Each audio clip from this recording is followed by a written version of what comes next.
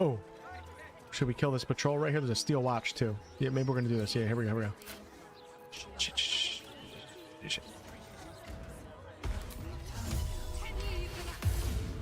Whoa, what just happened? Left, right. We witnessed Might be a bad start. I wanted to get darkness down, but they're leaving me. Oh crap, that's not good. Don't have an action. Shit. Well, at least I didn't have darkness out, right? This is not a good start. This is not a good start. Don't have a bonus action for darkness. Because I had to stand up. Crap. Crap.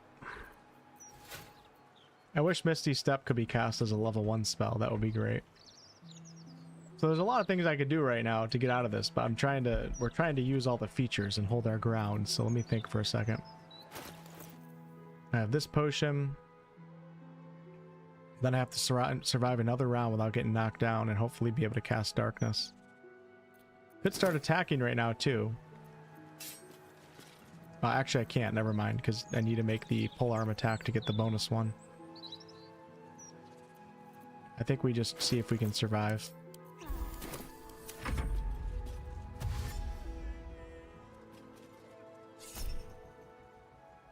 Alright, so here's our first. This is going to be a reaction. This is really good. If you're playing on the front line, like, this is turning out to be a really good feat. Just like a free attack. Not only do I have good damage right now with Divine Smite, I also have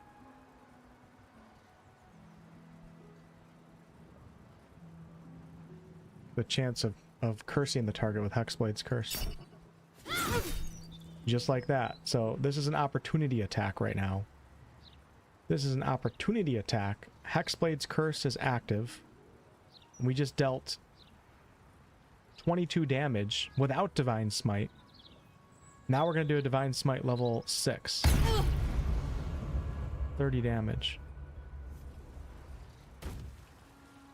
You know, the Paladin multiclass brings in all sorts of different gear in this game too. All sorts of different equipment. There's so many radiant, so much equipment out there that helps out your radiant damage. Perfect. Now we can do darkness.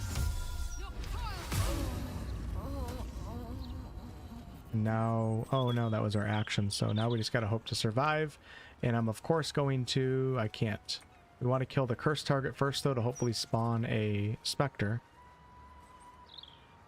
In the time being, I'm going to cast Hexblade's curse on this guy.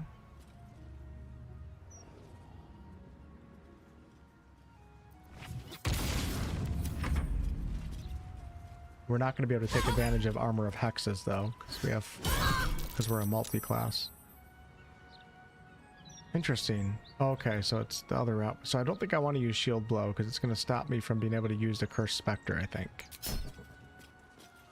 Unless a Cursed Spectre is not a reaction.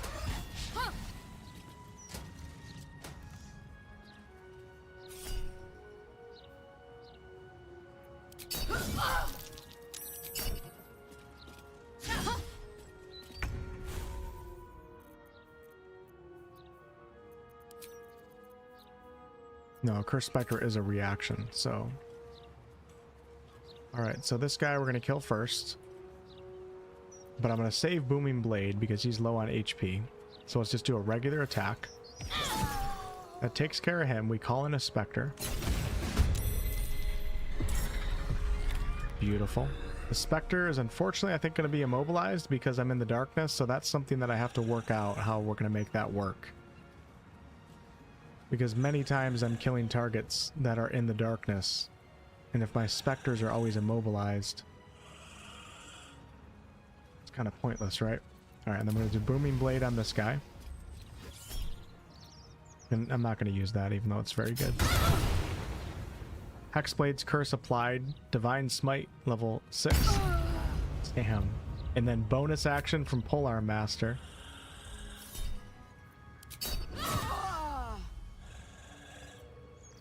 We're not going to use that. Oh, it didn't kill. Okay, it's okay.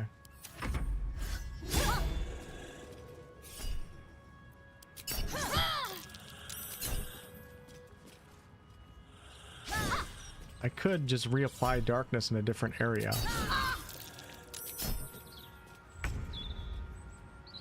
Okay, yeah, the Accursed Spectre can't do anything because we're in the darkness. That's a bummer.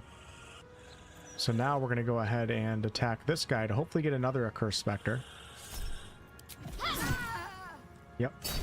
And then what I'm going to do, I could Booming Blade this guy. I don't have an action though. I'm going to try to move the darkness. Yeah, next turn maybe I move the darkness? I don't know. I got to work that out. I wish they could attack in the darkness. Booming Blade. Hexblade's Curse applied again. Level 1 Divine Smite. Bonus action.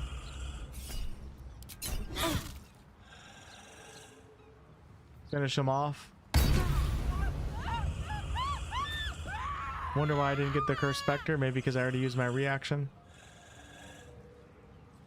Alright, so now let's pass some time.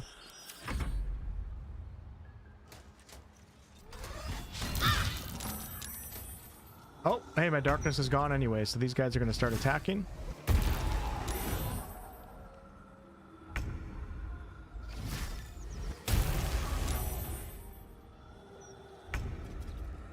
And I can try to move darkness. No. Yep. Okay. We're going to try to do a darkness over on this side, maybe?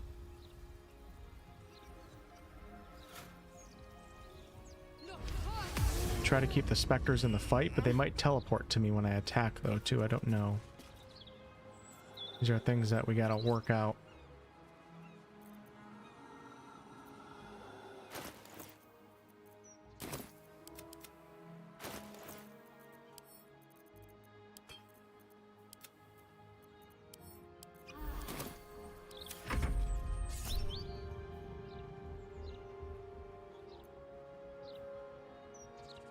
I think I can use my reaction right now. I'm gonna use Executioner too. Divine Smite on critical hit. Absolutely. One of the most powerful things you can. And then, whoa! And then they both teleported over.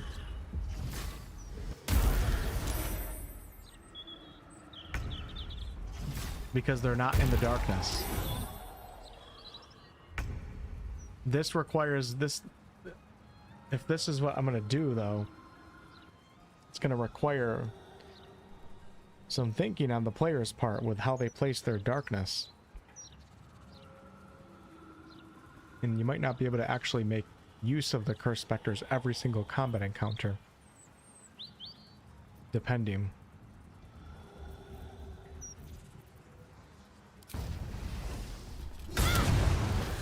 Look at this. Look at this. This is great. Get all that extra damage. We got extra attack. I missed. We'll do the bonus action from Polearm Master.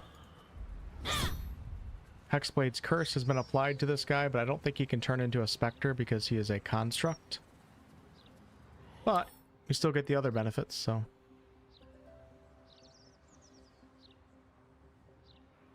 Oh, you know what I forgot to do? I forgot to use the Paladin Righteous Clarity feature.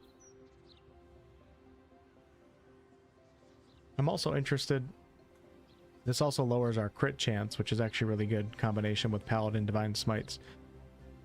I wonder if this will triple stack. So Hexblade's Curse, the Warlock who cursed this entity adds their proficiency bonus to oh, never mind, to damage rolls. Okay.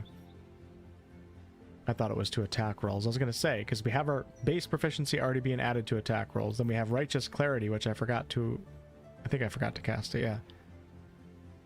And then maybe, and then have it again from Hexblade's Curse, but Hexblade's Curse is damage, not attack rolls. So this is really good too, because he's targeting them. I mean, I got hit by that too, but like having summons like this can be super powerful. There's not a chance that this works. I'm going to save my reaction.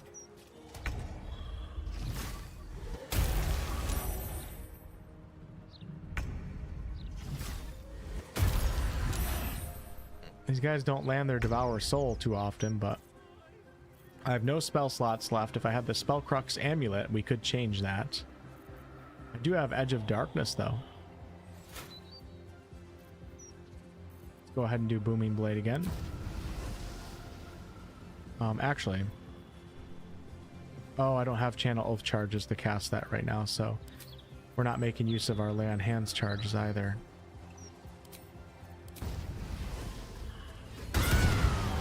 My God.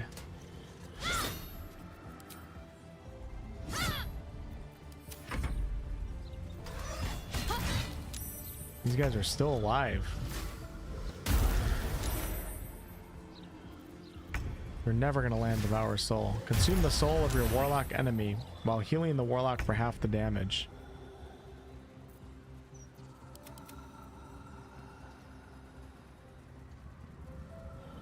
It's just like a free heal, but it's a con save, and these guys have... yeah, 18 con. Of course it's not going to land.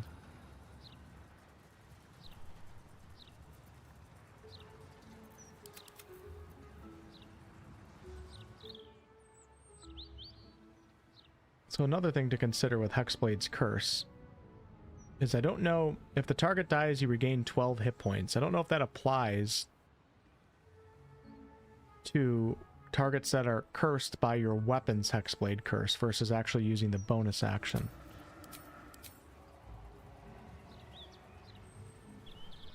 There's too much writing here. I'm not going to figure this out. Have I been healed at all this fight? When was this? Is this all the same one? Shadowheart was healed for 50 health points. What was that? Oh, that was the healing potion. Shadowheart was healed for 12 hit points. Oh, that was... yep. Shadowheart was healed for 12. So I'm getting the heals on those two target... the guys that I already killed that had Hexblade's Curse. I'm also getting heals to my Warlock. It's not just the bonus action one.